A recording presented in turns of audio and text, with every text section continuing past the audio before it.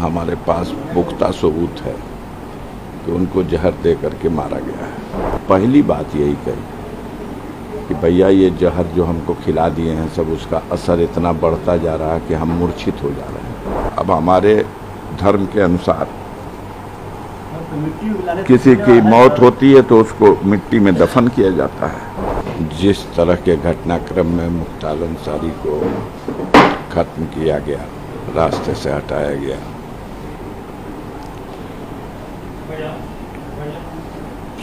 समय आएगा तो आप देखिएगा पूरी तरह से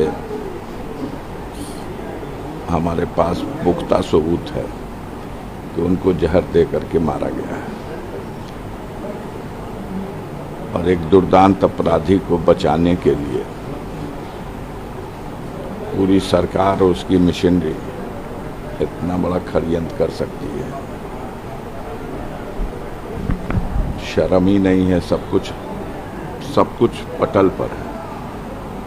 सिर्फ एक बात पूछ लीजिएगा कि 26 तारीख को मुख्तार अंसारी को, जो न्यायिक अभिरक्षा में बांदा कारागार में थे, उनको मेडिकल कॉलेज क्या भेजा था?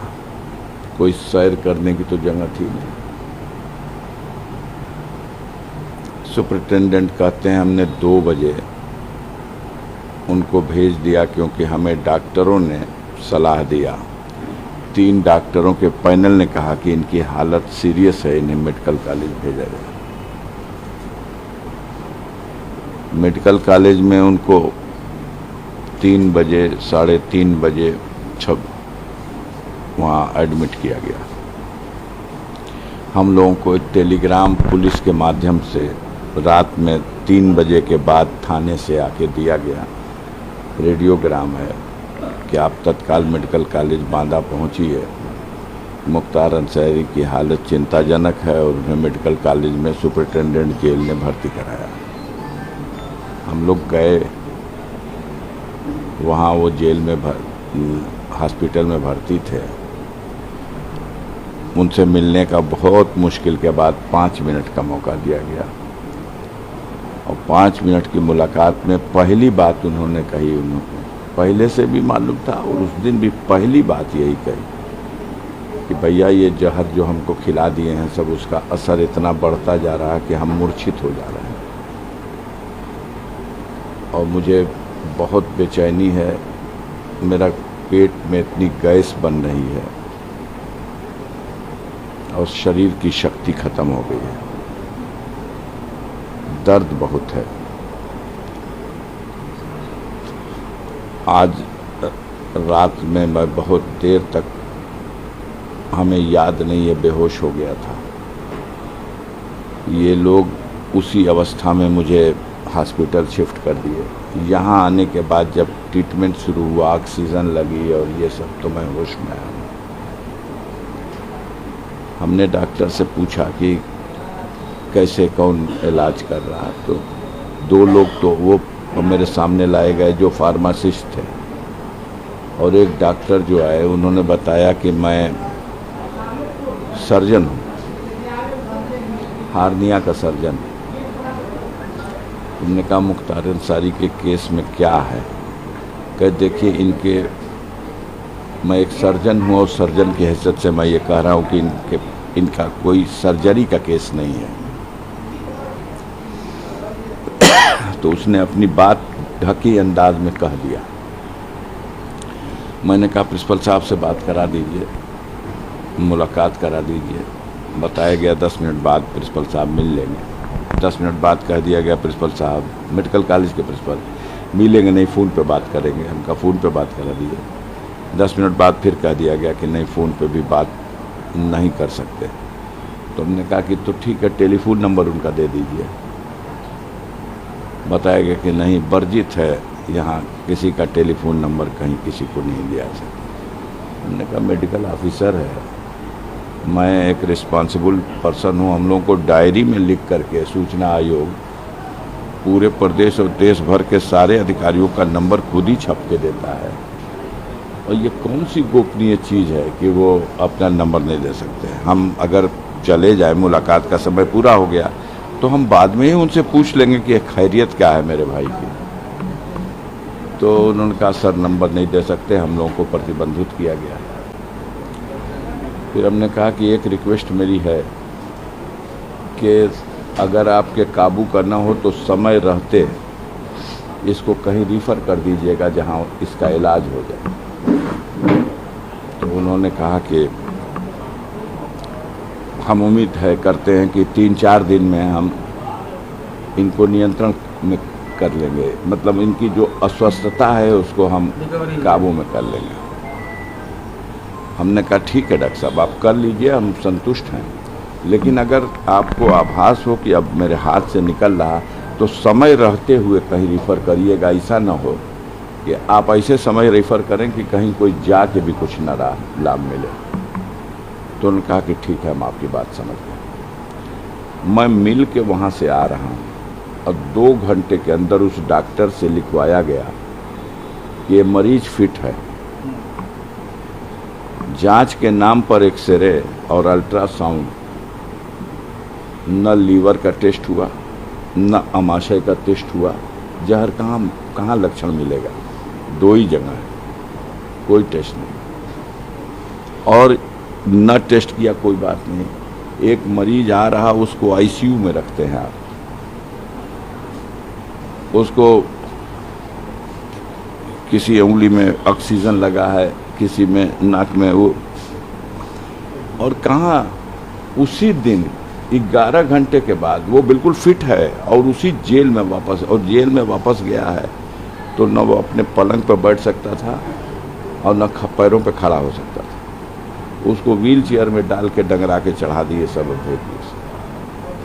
और ये जो 24 घंटा वहाँ रहे, फिर उन लोगों ने मीडिया को ब्रीफ किया, सूचना आयोग के लोगों ने, कि मुख्तार बिल्कुल फिट हैं, सारे जांच से वो कोई कमी नहीं, किसी चालाकी से इस तरह का एक कोई ड्रामा रचा गया था उनके बीमार होने का।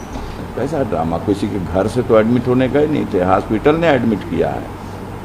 और अगर वो ड्रामा था तो 24 घंटे बाद जो कुछ हो गया ये क्या था? उसके ट्रीटमेंट का कुछ जो लाभ मिला उन लोगों को शॉक हुआ कि ये तो बच गया है, हम लोग तो लास्ट स्टेज समझ के भेजे थे, तो बच गया, इसको फिर ले जाए, फिर ले जाके इतना लॉस कर दिया। जो घटना हुई है उसी दिन 3:30 बजे उसने, लगभग 3:30, 2-4-5 मिनट आगे, उसने अपनी बहू से फ़ोन पे बात की है और अपने बेटे से भी बात की। आप उसकी आवाज़ देख लीजिए क्या है, ये नाटक है। और उसी आवाज़ में वो कह भी रहा है कि मेरी बॉडी मेरा साथ छोड़ रही है बेटा, मैं बैठने उठने लायक भी नहीं रह गया, मुझे बेहोशी आ जा रही है। कुछ देर बेहोश हो जाता था, फिर होश में आता था, और उसको नाटक माना जा रहा है। जब वो मुंह से खून फेंक दे रहा और मर जा रहा तो उसको आप ले जा करके हॉस्पिटल में नाटक करके फोर्स चारों तरफ लगा के और कि इलाज हम कर रहे हैं और उसको घोषित करा रहे हैं कि हार्ट अटैक हो गया।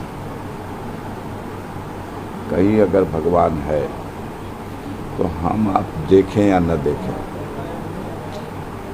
वो तो देख रहा है कि कितनी निर्दय होकर के इन लोगों ने उस व्यक्ति को, वो हट्टा खट्टा गुड पर्सनालिटी का आदमी है, मुझसे 10 साल छोटा है, मैं उसका 10 साल बड़ा हूँ, मेरे सामने क्वेश्चन है साहब, क्या सरकार मनमानी कर रही है सर? ये किसी को अगर ये नियमानुसार लग रहा है तो लगे, आम जनता तो इसे मान रही है कि बिल्कुल मनमानी करके, दुरुपयोग अपने अधिकार का करके, साजिश करके दुर्दांत अपराधी को बचाने के लिए इनकी हत्या की गई। इसका राजनीतिक लाभ भी, अब अभी राजनीतिक लाभ तो क्या मिलेगा उनको? वो तो आएंगे तो अपना बुलडोजर लेके आएंगे, कहेंगे कि हमने मिट्टी में मिला दिया। अब हमारे धर्म के अनुसार किसी की मौत होती है तो उसको मिट्टी में दफन किया जाता है, और मिट्टी में दफन होने की प्रक्रिया को अगर कोई कहे कि मैं मिट्टी में मिला दिया हमारे हिंदू भाई जब मृत्यु हो जाती है तो उनको उनका दाह संस्कार किया जाता है। अब कोई कहे कि हम तो इसको आग में जला दिया, तो ये तो जले पे नमक छिड़कना है और क्या है। ये तो एक प्रक्रिया और परंपरा है, धार्मिक रीति रिवाज है। आप लीगल बैटल में जा रहे हैं? जाएंगे भैया, हम अपने लीगल टीम से मशवरा करेंगे। अभी तो हम लोग इस हालत में ही नहीं, मरमाहत है पूरा परिवार। 3 दिन सोच लीजिए कि न किसी ने खाया है, न पिया है, न कहीं नहाया है, न धोया है, न शौच हो सके है। कोई लाश आ रही, खबर तो उसी दिन आ गई ना कि मौत हो गई। जो ओवरऑल सिचुएशन बनाता है, जैसे अब्बास पार्टिसिपेट नहीं कर पाए इसमें, अब्बास के लिए जेल में है, नियम है कि पेरोल मिलना चाहिए, तो पेरोल शासन दे सकता है, अब्बास को नहीं मिलेगी। डीएम दे सकता है, अब्बास को नहीं मिलेगी। न्यायालय का सहारा था, न्यायालय में डाली गई दरखास्त। हाई कोर्ट के जज साहब बैठे ही नहीं। दूसरे जज के यहाँ फाइल गई तो उसने कहा कि हम सिर्फ अपने न्यायालय की फाइलों को सुनवाई करेंगे, दूसरे जज की के यहाँ से ट्रांसफ़र जो आई हैं फाइलें उनको नहीं देखें। देखा नहीं। सुप्रीम कोर्ट में चीफ जस्टिस के यहाँ एक डाली गई अर्जेंट में कि बेंच में सुनवाई को न डाल करके अर्जेंट मैटर मान के इसको रात में ही सुनवाई करा ली जाए।